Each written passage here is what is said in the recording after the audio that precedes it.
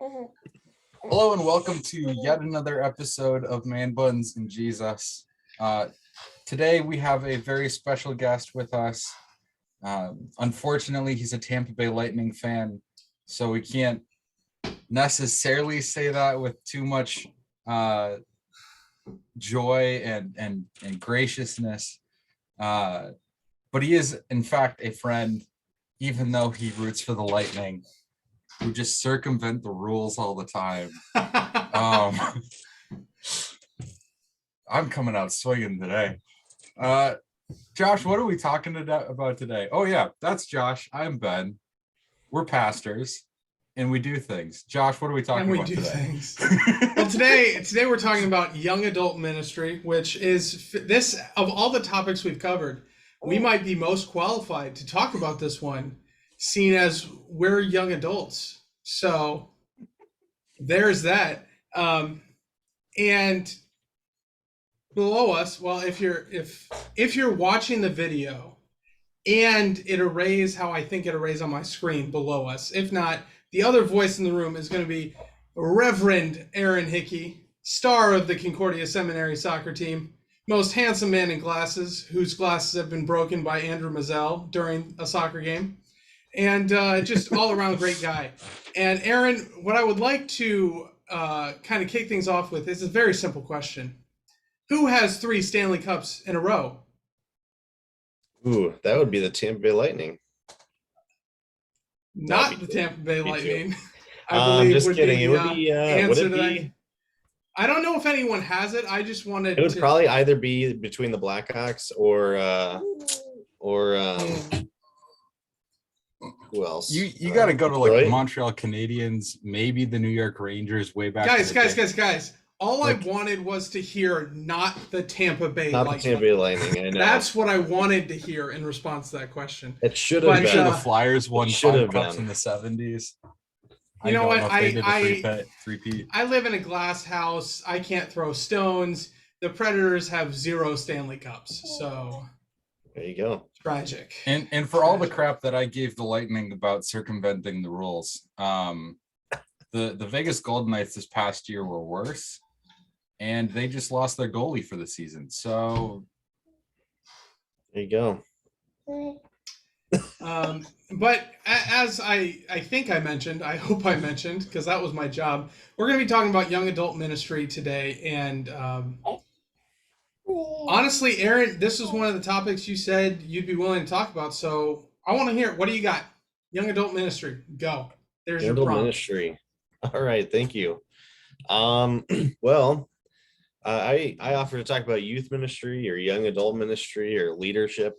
I guess you did talk about youth ministry already, right, with your pops, right?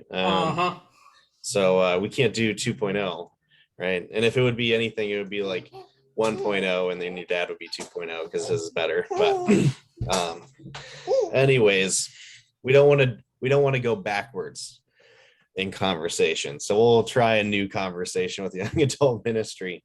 So yeah, I'm Aaron, or Pastor Aaron. I am a pastor, associate pastor at Redeemer Lutheran Church in Peoria, Illinois. Which is in Central Time, by the way. Which is Central Time and not Eastern Time, which is what we've had issues with trying to get onto this podcast. Gosh, we just need to get rid of. We just all need to be on the same time. Doesn't matter if it's noon and completely pitch black outside. But yeah, so associate pastor in Peoria, Illinois, and graduated, what is it, like over a year ago now, with these 2 goons. And yeah, I as my role as the associate pastor, obviously I'm a pastor, which means I tend to all pastoral duties, preaching the word rightly, administering the sacrament rightly, as well as helping out with our shut-ins, hospital visits, all that good stuff, and funerals, baptisms. But I am mainly in charge of youth and young adult ministry. Youth has been pretty easy because I just jump into an already existing ministry, where as last year when I jumped into Redeemer Lutheran Church, we have had a young adult ministry in the past, but it kind of fell through. So the pastor that was there previously had left about 2 years before I was able to get there. So there had been about a 2.5 year hiatus from the young adult ministry.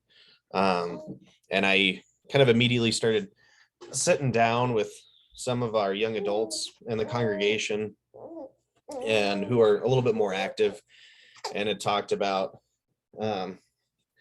she's going to talk to this is my daughter. If you're on Spotify, this is my daughter making her comments and 2 cents. But I sat down with some of our young adult people in their late 20s, early 30s, just to ask their thoughts on the whole situation, specifically at our church. And I think their reflections were a lot like many of the reflections of young adults in the Lutheran Church Missouri Synod, which is that denomination that we're all three of us are honored to be pastors in. And they haven't kicked us out yet, is what he's trying to say. Yes, yeah, trying to get that pay raise from the president. But anyways, I think the reflections were mainly we've felt neglected, right? And I think young adults and it may not just be it definitely is not just in the Missouri Synod, it's across Christianity. There's some neglect that happens with our young adults. And we kind of have to take a good look at what are we talking about when we speak of young adults. And in my mind, you kind of have to split things up. You got to split hairs sometimes. And so obviously we've got high school youth group, right? Middle school and high school youth group. And then we have college, which gets into about all the way up to 21 to 22 years old, right? Is when our college kids, how old our college kids are. And my thinking of young adult ministry is with people who are in their 20s and 30s that are just past college. And so we look at that and we say, okay, well, there's still hairs that we can split, but we have to try and mend all of that together, right? So young adults who are in their 20s and 30s, and if we split hairs, we're looking at, singles, married, and young families, right? And if you want, you could even add in divorced, which might be early 30s, late 30s. You might have some people in your congregation who are already divorced, and so that could count as someone who is single but a little bit different, or with a young family and single but a little bit different from those two groups those two of the three groups that I named, which was single, married, and young family. Now, yeah. I wonder if, and I genuinely want to know what you guys think about this. I wonder if we would be better off even if instead of, because I know we love to do the age thing, but if we look at it more on kind of where in life people are, which age is connected with, but it's not the only. So when I think young adults, I think someone who has a job, is mostly self-sufficient, but they don't have a career established. And if they have a home, it's a starter home. So I mean, because at Edgewater, we have some people who I would 100% classify as young adults who didn't go to the college route. They're only 20, maybe 21. I would say they're young adults, but the reason I think they're in that category is because they took a different route in life. Mm-hmm. And their maturity is such that they can interact with a young adult group. Whereas if there was a 35-year-old who right out of high school had started working their way up through management in some company, and they're upper middle management, they're well established, I would say they might not really fit in well with the young adult group anymore, because they're not facing the same life situations anymore. Mm-hmm. I don't know if that's a fair way to divide things, but yeah. See, so I started a young adult group, not just here at my own congregation, but across the entire circuit of churches in the area. And we have myself and a couple other people I was talking to had a really hard time drawing distinctions on where the cutoff should be. At first, it was like 35. And then we realized that was kind of an arbitrary number because there are people in the area, people within my congregation who are just starting to have a family, who are at or approaching 40. And they, like, culturally look a lot like a lot of our younger members who are in their mid to late 20s. And then on the flip side of that, pastor of the church 15 minutes north of me is 36, 37. Matt, I'm sorry if I'm misaging you. And he's got a daughter that's, I think, going into her sophomore, junior year in high school. And he acts like he's like solid middle-aged dad mode. And he's on the younger side of that. So like, it's really hard to draw that distinction, but I think on some level, Josh, you're probably bringing up a fair point that some of it's probably due to socioeconomic situation. I think some of it's related to family situation. Aaron is the first of the three of us to have had a kid. You will be the first one of the three of us to no longer be a young adult because your daughter will drag you out of that distinction faster than the two of us. And I think on some level it's cultural. I think to some extent it's the like ideological stance that some of us take based on our own interactions with the church. For myself at least, and I think Josh and Aaron, you guys have probably both faced this to some extent. You walk into a church, especially a church within the LCMS, especially before you were a pastor, you would walk into an LCMS church. And in a lot of situations, those churches would have a hard time either speaking or ministering to you as a person. And on some level, it was because they didn't understand the culture that you were finding yourself surrounded by.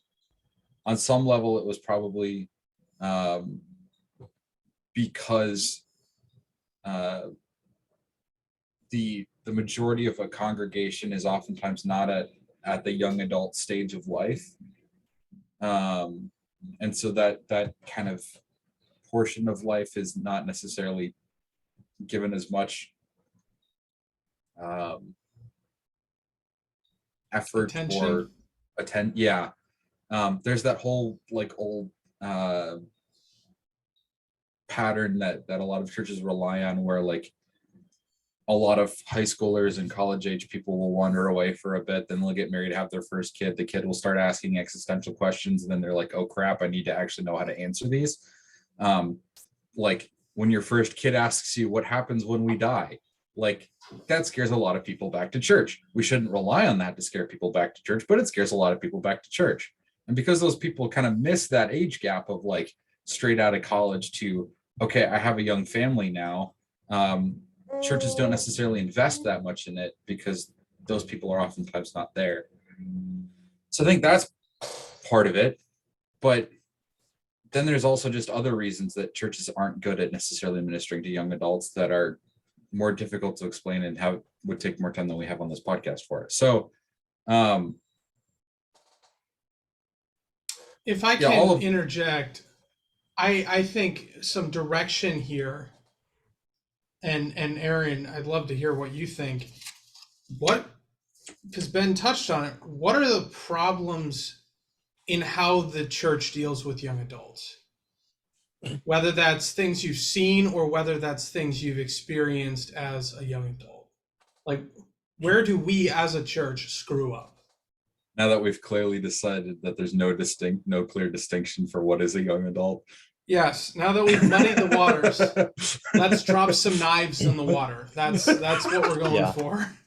And some broken glass. Well, I think I actually have an answer for that, like where like we've gone wrong as a church. And I would say specifically the church of the active church, if that makes sense. So like our 50s or 60s or 70s who are constant in the pews, constantly volunteering, constantly going to Bible study. They've kind of been the ones who have built this thing, right? Like they've invested so much, and to be honest, they're the ones who are investing their money into the church. And when they get to a certain age, they're saying, well, sorry.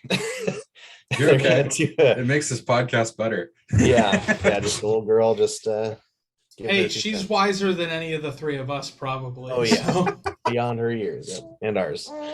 But something that I've heard a few times is, where are the young people to basically, more or less words, to basically take up what we started. We have this great thing happening, or that happened, and it was awesome and wonderful when we started it here. Everyone was, so hyped up about it. And now 20-30 years later, the certain individual who started that ministry up, or whatever it is, basically retired from that portion of ministry, got tired, whatever it was. We can't volunteer forever, right? And so their expectations are, well, someone else has to take up the mantle, in a way, kind of take up my legacy. And I think it's wrong for us as the church to tell the younger generation, like millennials, that, hey, this is what has been happening for years, and we loved it when it first started, and it was a great success when it first started. So now we need you to basically just copy and paste everything that we did, rather than going up to our young adults and saying, hey, you have talents and skills. I want you to be creative in a way where you can have ownership of a ministry here, where you can start something of your own, and say, okay, well, and then also take inventory. Say, well, what have we had for 30 years that was a success in the beginning, but now doesn't really do anything, doesn't have a contribution to the ministry in the area that we're doing ministry? Do we need to nix it and say we need to find something else that's new and innovative that could be started from a young adult who has the fire in them to take, to kick it off, to shuttle it off? So that's where I think we've missed the mark. Is, we look at all these old things and say, it's like we look at it like with rose-colored glasses. It was so great. Yeah, it was great 20 years ago. But then that person who started it, who had the fire to bring everyone on board, is no longer here, or they just stepped down from it. And you can't expect people to continue to take up the mantle and just copy and paste what you used to do. You have to have ownership in order to create that fire and that eagerness to do ministry. I think what you're getting at here, Aaron, and it's kind of an unstated theme of the podcast throughout a lot of our episodes. The church isn't and shouldn't be a cultural monolith. And like, for us to continue to act like it is, especially when it comes to how we serve people coming from, whether it's a new generational culture, a new work culture, a new familial culture, a new educational culture, like all of these things, to assume that we can continue to minister to them in the same way that we've been ministering to people for the last 50 years isn't inherently going to work. And I think you're absolutely right about that. There's certainly a challenge to that. So I'm going to throw this back at you again then. My question for you is, if we can't continue programs on forever, what should be markers of A, it's time to end date this program, and B, maybe some suggestions in your mind of like things that we should see in something that we want to do as a church, before we greenlight something new, especially in the realm of like serving young adults. Yeah. I think first and foremost, I'm going to start with that second part of the question of like, what should we look for? What should be the framework that we look to stay inside of and say, this is, what we can start is, first and foremost, look at, what God has called us to do, which is to preach his word and all that, but then also to look at our own mission of our church. What is our mission? And each church has their own thing, and it's to do whatever within your boundaries and area. So right now our mission currently is kind of a wide casting net. It's because we belong, we worship, we witness, and we serve. Whatever we're going to decide next, does it have to do with kind of one of those four things: belonging, worship, witnessing, and serving. And so like for myself, we've started a young adult ministry where, it's been not well attended in the past. And so the decision is, okay, well, how can we get people to come? Well, we have to start off somewhere. We can't just dive into the book of Numbers and do a Bible study, for the next 20 weeks. That's just not appeasing, right? You have to do something geared around fellowship, I think, with young adults, and then work your way up. Going along with what we talked about last time, which was, once you're baptized, then you grow, you're taught, right? You're taught what to do. And so start little and then continue on. It's going to take time, but that's what we're here for, the church, as the church. I wonder, because in hearing all this stuff, it reminds me, I went to a session at the National Youth Gathering where one of the leaders of the gathering, who's a big statistical person, just brought to bear a bunch of statistics about different generations and about trends that they noticed. And one of the things that is currently true of millennials and Gen Z especially, which are, if you're running a young adult group, a quarter to a half of them are probably going to identify with Gen Z just as much as they do with the millennial generation. I think the millennial cutoff is like us. So your young adults are. I'm probably either 20. the oldest Gen Z or the youngest millennial, depending on what study. Are you 95? So we're looking like 23 to 28. I think the distinction I've seen is either 96 or 97 for that cutoff. I mean, it depends. Anyway, all this is beside the point I'm trying to make. So there are a couple things that these young generations really seem to value. One of them is entrepreneurship, getting things started, having ownership of something, which, I mean, everyone appreciate, giving people ownership in something that's true no matter who you are, no matter what demographic you're reaching. But the reality is, when we say you have to do things exactly how we've done them, like you're just kind of stepping in to line, you're not giving as much of an opportunity for ownership there as having a discussion and saying, well, where can you step in? What do you see our needs? So like giving that ownership. But you say that it has to focus around fellowship. I 100% agree with you, but there are two things that the message that is brought has to have. And I think some people would say, for Gen Z and for millennials, but this is probably true across the board, it has to be authentic and it has to be meaningful. So like you mentioned the study about numbers, I would argue it's not because of the nature, like the academic nature or the biblical literacy level of numbers. I would argue the reason that young adults might not want to step into numbers is because it does not have a very easy direct application to, it's not meaningful, right? Yeah, and we all went to the same classes. There is stuff to learn. The Old Testament's important, numbers is important, but it doesn't, you have to cross more bridges, right? And with the authenticity, just social media by itself has trained us exceedingly well. Our BS meter as young adults is very well tuned. If you're feeding a young adult a line a lot of them are going to catch up on it within a couple words. So when we do these things that are just, they're programmatic, they're not really taking in, like, if you view young adults as a commodity because you just want young people in the church, you don't actually care about their discipleship, they're going to pick up on that and say, well, if I'm just a number, if I'm just a commodity, I'm not going to bother. Like, you don't actually care about me. You don't actually want my faith to develop. You just want to check the young adult box.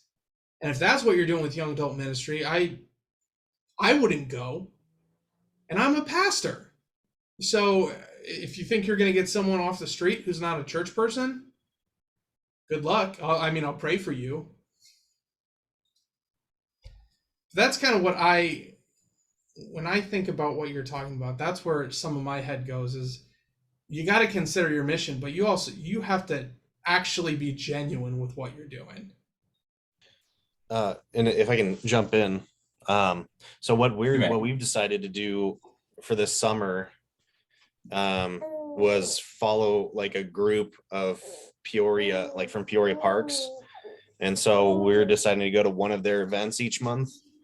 And I invited the whole, all of young adults to come. I said, it's good for singles, young families, all that. It's very inclusive. But what I've noticed is that some of the people who have either come or have made an effort to come, maybe haven't been able to come yet, but have, said, we put it on our calendar, just our, kids were going crazy that day or whatever it was. Those people who had an effort or came were the ones who I had specific conversations with outside of it, where, and that's the whole idea of it was, try and make relationships and then say, you can come to this event, that's fun, and you'll have someone that you can talk to and hang out. And I think that's a big thing too, is people want to be a part of things, but they feel they're not going to go to anything unless they know someone there that they can talk to, right? Especially if you're a single person, you have to know someone there so that you can make sure that when you get there, you can go right to them and have a good conversation, right? Otherwise, No one wants just to feel like you're standing in the middle of nowhere. And right, no one wants to go to a party and be the guy who stands in the corner mumbling to himself. Ben. Hey. Sorry. Go ahead. Well, you were talking about like statistics and things like that, and the typical nature of young adults, and especially like millennials, because I would consider 20s and 30s, upper 20s or mid to upper 20s, and then the 30s is more millennial. We talked at seminary a lot about the idea of window shopping when it comes to churches and things like that, or like moralistic therapeutic deism, like grabbing what you want and making it your own, whatever makes me feel good is my religion kind of thing. And I might have brought it up to you guys when we were at seminary, but it's kind of a thought that I've built while I was going to school of, I think today is more or less window shopping and more subscription service. And I think that really goes into the context of our world today, because if you look at everything around us, we don't window shop. Like, that is not what we do. We subscribe to things, and it's not just a constant subscription all the time. It's a once a month minimal payment of $7.99, and I can have whatever I want at the leisure of my fingertips, right? I can have that subscription, Netflix, Amazon, all that stuff. Soap, yes. So I'll say it. I am a subscriber to Dr. Squatch. I get my soap in the mail. It just magically comes every few months, and there we go. Yes. My wife and I subscribe to dog Chewy. food. Yeah. We're not on Chewy, we're on a local one, but yeah, same thing. Oh. So what does that mean for what does subscribing to a church look like? Like, how does that? I think subscribing, honestly, I think subscription to church to a lot of millennials these days is like their subscription to Netflix. They have it because it was the first one that was ever in existence, but the content isn't as appeasing anymore, even though they keep throwing out more content.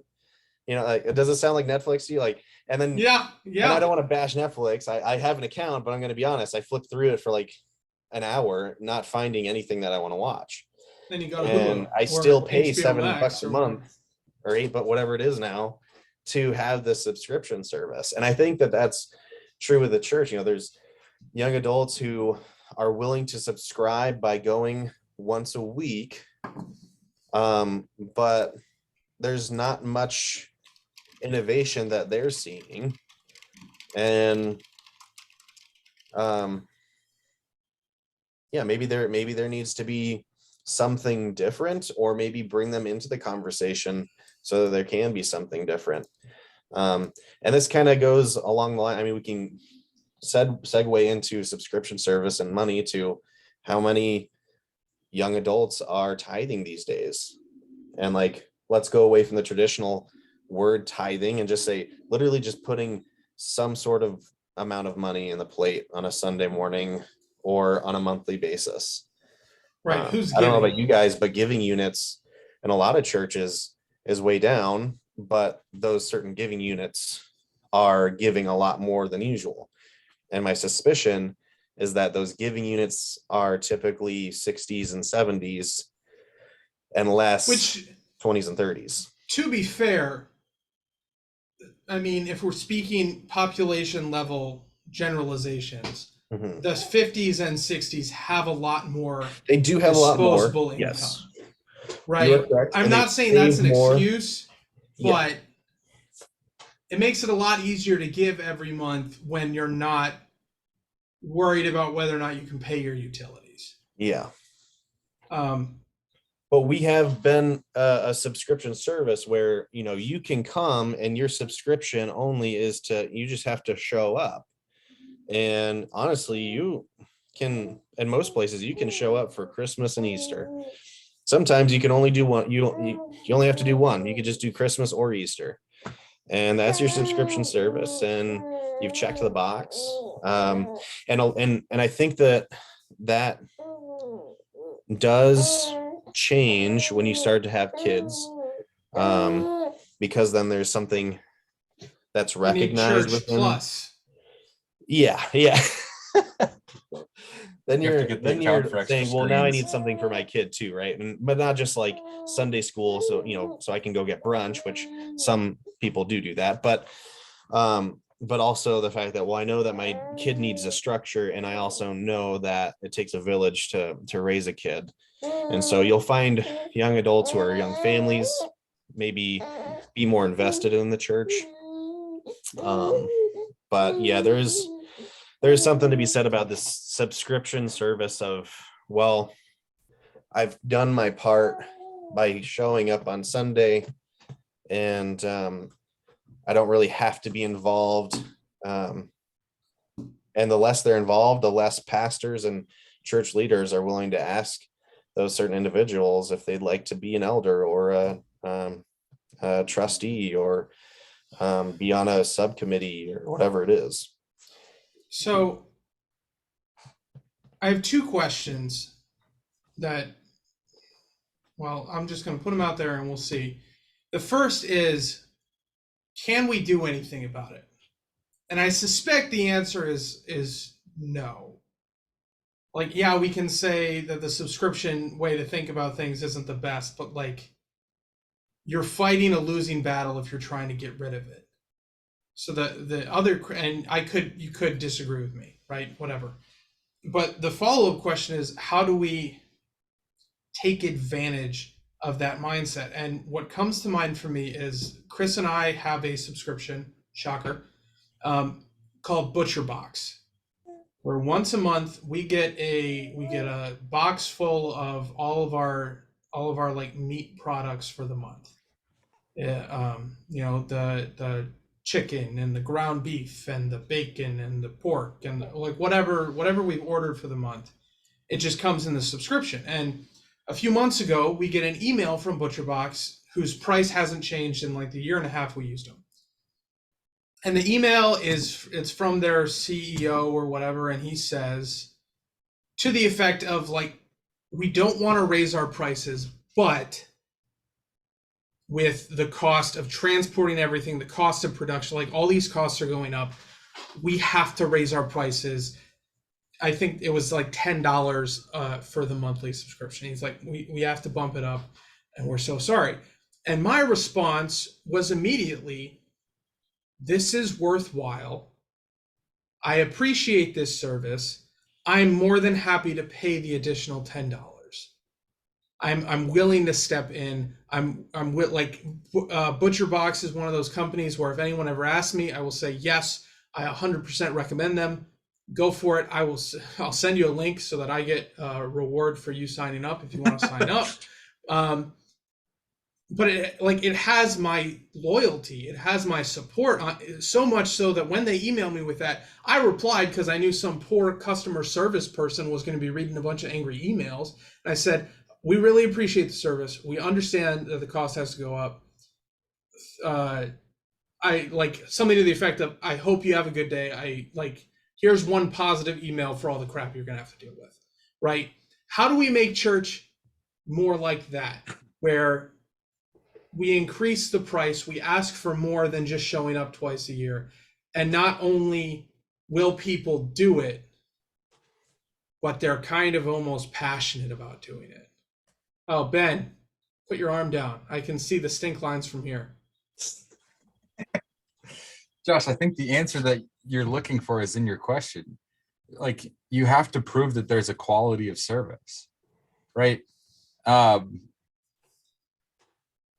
One of the things that we've kind of harped on today a lot is, for a lot of people in the younger generations, there is a separation between them and like actually being able to engage in our churches. And like I've said before, it's not necessarily age, it's not necessarily culture, it's not necessarily socioeconomic things, it's not necessarily work things. It's kind of all of them together and none of them at the same time. But for whatever reason, there's a divide there. And it's prevented them from being able to like access these things that we're talking about as a church, like being able to hear the gospel and hear it actually having an impact on their lives, being able to be a part of strong Christian fellowship that they feel is impactful to them, being a part of having ownership of whatever community they're a part of, because that so frequently is not necessarily the case. And then also walking into a place and actually seeing people that look like them. That's an immense challenge for a lot of people, as if they walk in and they don't feel comfortable because they stand out like a sore thumb, they're not going to want to return. And so, I think even more fundamental than that, even if you're not standing out, like if I walk into a congregation and everyone else in the congregation is over 60, mm-hmm. I'm sure they're all nice people, but what I think in my head is like, I won't have any real friends here. Mm-hmm. Like I won't have any peers here. So even if you're not concerned about standing out, like there's a question of, especially I'm not going to connect with anyone. Yeah. So as I'm, for my young adult group here, I serve a church that worships somewhere between 70 and 100 on a Sunday, depending on if it's a normal week or a good week. And we have 1, 2, 3, 4, 5, 6 or 7 other churches in our circuit that are in a similar boat. One mega church that serves like 1,200 on a Sunday. They're an exception to the rule. But for the majority of us, our young people, when they walk into our churches, there's like 2 or 3 other people in the entire congregation that look like them, that are in the same stage of life, that are in the same kind of socioeconomic place, that are in the same like cultural challenges. And so for me, at least, my focus in young adults has been, we need to give these people a place to be in fellowship with other people around their same age. Because like, if we give them an opportunity to have Christian, like good Christian fellowship where they feel comfortable talking about the things that are challenging them specifically without being like judged for it, essentially, then when we go back into our congregational spaces where we do a pretty good job of teaching scripture, at least I'd hope we do a pretty good job of teaching scripture, of proclaiming the gospel, people are more willing and ready to accept it because they have had like that Sabbath rest of, okay, there are other people around me that believe the same thing I do, that want to engage in the word the way that I do, that want to engage with God the way that I do. And so now, like when I go back and I'm worshiping with my congregation full of people that don't look like me, I can remember I'm still not alone. And I do have something to bring to this place. Yeah. I think something big too is trying to develop like leadership within the church with young adults. And that can definitely be very hard in a church that, of 90 on a Sunday, and most people are not your age. And to be, involved in the board of elders with a bunch of people who are 30, 40 years older than you is intimidating. Well, and I think an important thing to recognize with that too is especially if you're listening to this and you're in that older demographic, stop treating young adults like they're still youth. Right? If you have a young adult sitting on your elder board, respect them as an elder. Don't respect their perspective, like they're bringing Right. something different, just like every other man in that room is bringing in something different. You don't treat them like, oh, that's cute that you think that. Like, wait till you grow up and then you can have an opinion. And yeah, no. But I think with that, to develop leadership, you got to start with small bite-sized things. And that's what we're finding out, not just with young adults, but in our church as a whole. Like, we can't just go out and say, we're going to do a 10-week study on this for a Bible study. Like, you got to do bite-sized. You got to do, we're going to do a 4-week study on something called, the Life Together. And we hope that you can make it. You can bring your kids to Sunday school, and there's time to come to Bible class with us, and make it small amounts. There's a podcast that I don't know. Are you allowed to like promote other podcasts? I don't know. Yeah, I've already done that today. Yeah. Well, there's an LCMS podcast from King of Kings in Omaha, Nebraska. Great. And that's where Zach Zender, the Red Letter Challenge guy, is at. And their senior pastor, Greg Griffith, has his own podcast, The Greg Griffith Show. And he has an excellent episode on leadership. Oh, Clara. And leadership, volunteering. The leadership episode is good too, but the volunteering one, his idea is, a 1-to-1 to 2, something like, or no, a 1-to-1 to 2 ratio for volunteering. You can send out the mass email or put it on the screens at church saying we need help with this, but you're going to get 1 out of 100 people to volunteer for it, right? If that's a good ratio for that approach. Where his approach is, you go up to someone face to face, one-on-one, and you ask them in person, I'd like for you to do this. If you need to take time and pray on it, go for it. But if you would like to do this, I'd like you to find 2 others to help you in this thing. And when you also ask them to volunteer for something, it's not a every week thing, especially if they're, young families.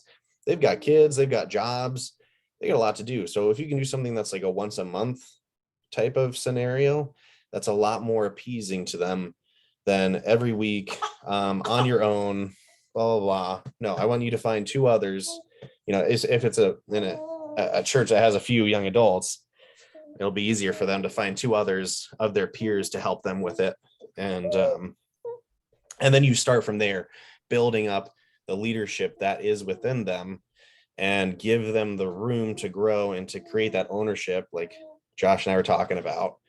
And say, like, make this your own, make this something that you would be passionate enough about, that when you go tell people about it, they're going to be excited just by hearing you talk about it. Right. Because if I come up with something and say, go do it, go lead it, they're not going to be passionate about it and they're not going to get anyone to help out. But if I can get them to start something new on their own, they're going to be fired up about it. And when they tell others about it, then they're going to be excited. And that's how you create that leadership within not just young adults, but really with anybody, with high schoolers, with our 50s and 60s. So sorry if that's offensive to loop those in. I'm not really looping 50s and 60s in, but yeah. I'm not offended. Are you offended, Ben? No. I do right. have my takeaway now, though. Oh, yeah. Yeah, Are we ready for takeaways? probably. Got any more questions for Aaron? Okay.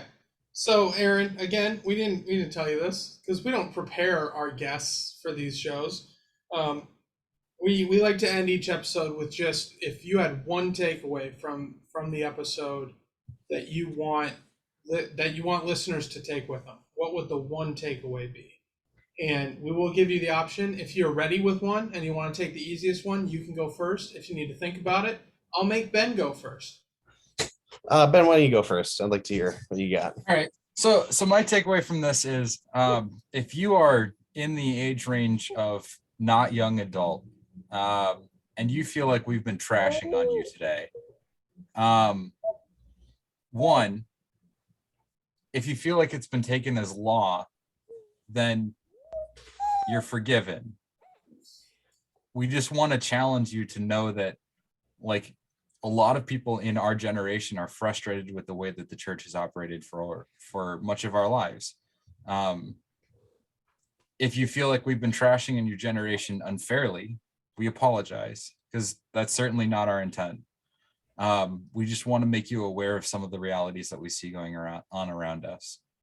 And finally, to our young adults listening to this podcast, don't hear what you hear today as you can ignore the elderly people in your congregation. It is our scriptural call to lean into the wisdom that they have gleaned over many years. It is our joy to be able to lean into the things that they can teach us about life and the faith and the many things around us that we see in the world. And so our hope from this is that we can engage across generations. If we bring young adults into a congregation more fully, let them feel that sense of ownership, let them feel that sense of fellowship, let them feel that sense of belonging and quality product. I'm still not entirely comfortable with that one, but we'll roll with it. Then hopefully you see more cross-generational ministry happening, more cross-generational work of the body of Christ happening. And then everybody feels value. And it's not, we don't need to sit here for another 45 minutes to an hour and rail on the fact that somebody feels ostracized from the church. That's our dream. All right, so Ben took care of all of our damage control for the episode. You got a takeaway for us, Aaron? Yeah, I think a takeaway is, there's untapped potential everywhere in your congregation, including those who, may not be as active, typically. It's really just trying to take time, build those relationships, and asking them to bring their skills and talents, because even if they're not providing their finances to church, they can certainly provide their skills and their talents. And another thing to say too is, 30, 40 years from now, these millennials, these young adults will be 50, 60, 70 years old. we have to take into consideration what the church is going to look like 30 or 40 years from now. How do we want it to look? And then how will we want, when we're there and at that age, how will we want the new young adults to take up the mantle, if you will, take up the Olympic fire, but make it their own, and but in a way that's still distinctly God's church. And to round things out, my takeaway is simply to actually genuinely care about the young people in your congregation. I think I had a very similar takeaway for the youth ministry episode we did. It's just like it's familiar. It's not rocket science. Genuinely care about the young people that come into the congregation. Because the reality, going along with Aaron, the reality is by age 24 or 25, most people have the faith that they are in is the one they're going to stick with, barring something going very wrong with church. So, care about them enough to reach them with the gospel where they're at. Care enough, I guess I should say, care enough about us to reach us with the gospel where we're at. Not saying that any of the three of us necessarily need to be witnessed to, but actually genuinely care about the young people in your congregation and in your community. That's my takeaway. So, prayer. I have two final things before we cut out here. One, if you still need a takeaway from this, let's do this for Aaron's daughter. Let's make sure that she has a church to go to in 30 years. Clara. So there's one. And then two, I have confirmation from Andrew Mazzell that he has not broken anyone else's glasses on a soccer field. Yes. So prayer request. The church will endure, Ben. No matter what, whether it's us or not, it's all God's hands. I know. I'm just saying, let's do it for Clara. Yes. Some final prayer requests to send you on your way, ladies and gentlemen. Pray for young adults. Pray that the gospel would reach them, and pray for your witness to them in whatever capacity that is. And pray for churches that have to navigate all this and have to try and connect people from all different parts of the world, parts of culture, parts of whatever, have to connect them all to one gospel. It's a big thing, and we have God, but that doesn't make it any less stressful sometimes. So pray for churches. And finally, shameless plug time. Check us out on your favorite podcasting platform, whatever that might be, except for Pandora. Suck it, Pandora. Subscribe. Yes, it costs absolutely nothing. But click the button, subscribe, ring the bell, subscribe, ding. I hate myself a little more now, but no, if you subscribe, the big thing with there are two big things with subscription. One, you get notifications when we release new episodes or when we release hot takes, which are things we release on the podcast, but we don't really advertise anywhere else. So you get them kind of not exclusively, but kind of exclusively if you're a subscriber. And also, there's some validation for us, right? If we see we have subscribers, we know people are actually listening, and this is actually worth the time we put into it. So there's also that. And much less important, but still there, we do have a Facebook page that you're welcome to if you want. But what it's mostly there for is if you're not personally connected to either Ben or myself, and you can't shoot us a text. If you have a topic you want us to cover, please, by all means, you can post it on the Facebook page. You can message the Facebook page. We will see it. We will add it to our list. At this point, it's kind of a long list, so I can't promise you how soon we're going to get to it, but we'll get to it. Or if you want to come on the show, like Aaron just did, what a handsome gentleman. You probably can't live up to Aaron because of how great he is, but you can still come on the show and enjoy our company. Let's be honest, the joy of this episode has been Clara. That's true. These are big facts. But we're no matter what your background is, we would be happy to have you on the show. We'd be happy to talk with you. And I think I'm out of shameless plugs. So with that, Brothers Hang and on, sisters, hang on, up, hang on. up. Aaron, do you have anything you want to plug? Just tune in next week while Josh answers the crux of the Legorum. Okay. You're making promises I can't keep, Aaron. And I don't know how I feel about that. I'll also give you an excellent analogy on the Trinity. Oh, gee, thanks. Just, I'm also going to solve world hunger and tell nobody. Thanks for having me on, guys. This was awesome, and I look forward to the next time. And if you listen to this episode because you were also friends with Aaron at seminary, tune in next week where our guest will be the esteemed Reverend Dr. Joel Bierman. Exciting stuff. Brothers and sisters, go in peace. Serve the Lord. Thanks be to Thanks God. be to God.